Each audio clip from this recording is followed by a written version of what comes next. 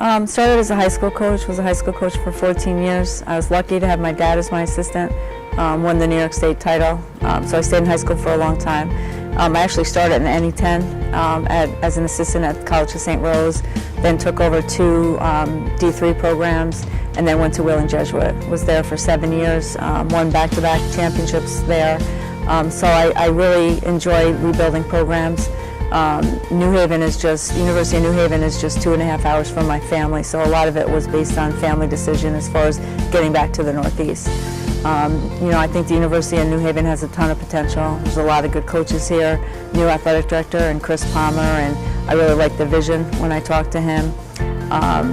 So again, another program for me to build.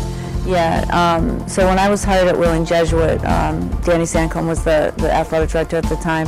He said we needed a total reconstruction of the program, changing the culture. So, it took a couple years to change the culture, get student athletes to buy in, and we did. I think the third year we won back-to-back championships. So I don't know that anybody really expected us to do that in a very competitive Mountain East Conference. So just cutting down the nets 2 years in a row, we're the first team ever to do it in the new conference. And it was just really rewarding, especially coming in with a program that only had 5 wins. I love preseason workouts.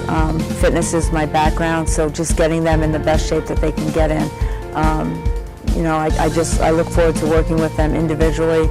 I'm in the process of hiring a grad assistant and a full-time assistant, so getting my staff in line.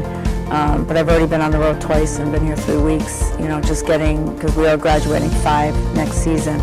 So just working them hard and having them excel in the classroom and getting them involved in the community. I've been very involved in the community with Make-A-Wish, Special Olympics, Alzheimer's, and just having them be balanced in what they're doing. Yeah, I always have my personal goals, what I'd like to see done, but then I want them to be, setting their goals. So, we haven't really talked about that because I was only here for a week when they were here.